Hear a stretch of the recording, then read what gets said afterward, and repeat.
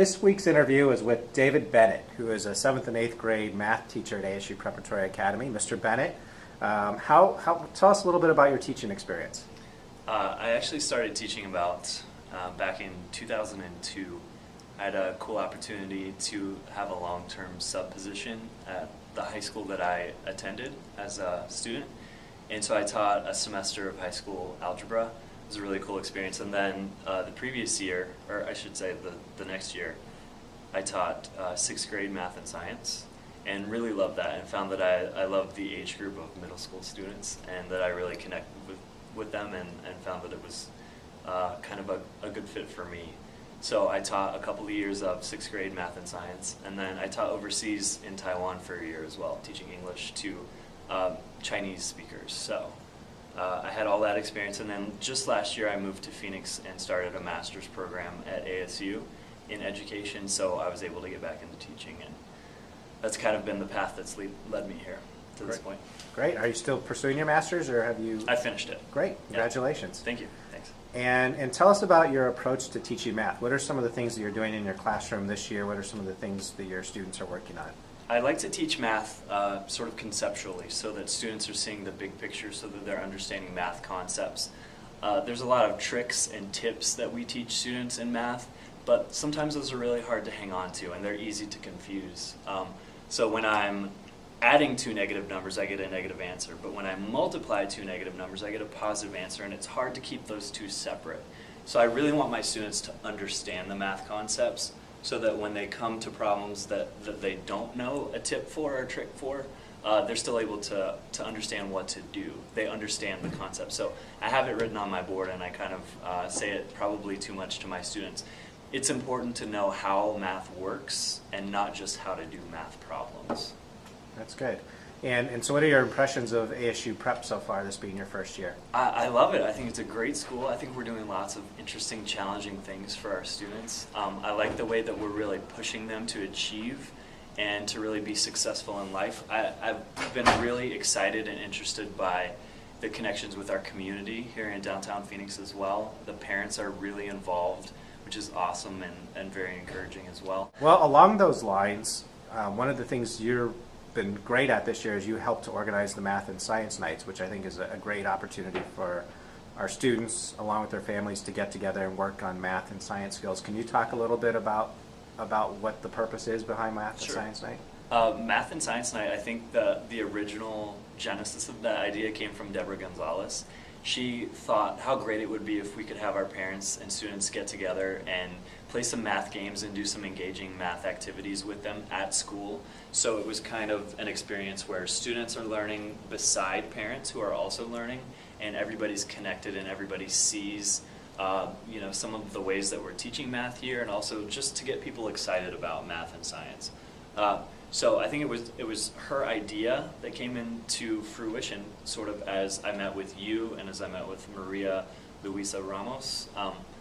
And it was really cool to see how excited everybody was about the idea. And then when we actually had the first event for our 5th through 9th graders this last week, parents and students really showed up for us, and they were excited and they were interested, and it was just such a great group of people there.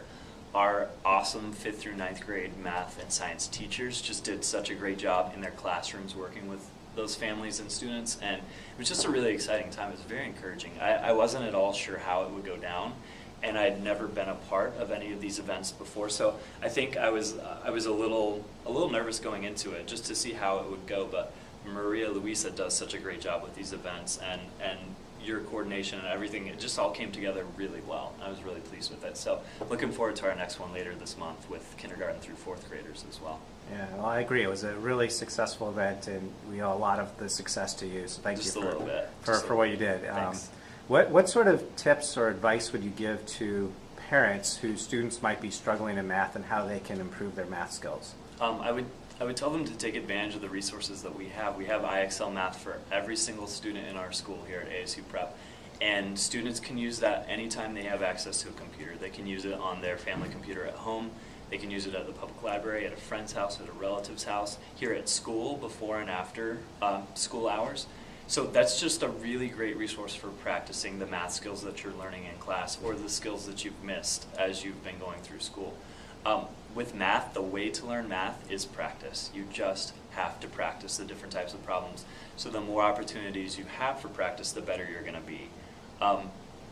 The thing that I talked to our 7th and 8th grade parents about in our family night the other night was just looking for ways to connect the experiences that we have every day to the math classroom.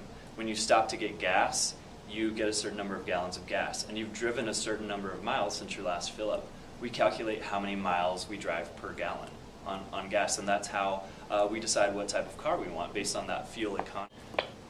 So just using those kinds of real life opportunities to really seize on math and help your kids practice division, for instance, to find how many miles per gallon your car gets.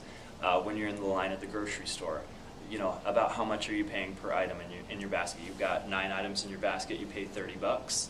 You're looking at paying about $3 per item. So, just doing some easy, quick calculations like that, keeping our brains sharp, practicing math that way.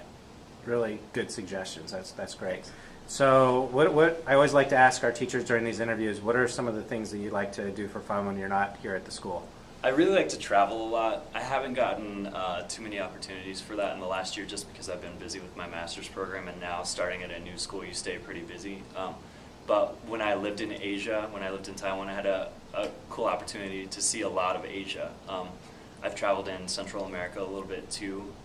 I've seen most of the United States, haven't been to New England, and I think maybe like Idaho is the only other random state I haven't been to. It's just kind of up there by itself. But I love to travel, see America, see the world as much as possible. I love music. I'm really big into music, and I think my students know that because we sing some really stupid songs in class also every once in a while.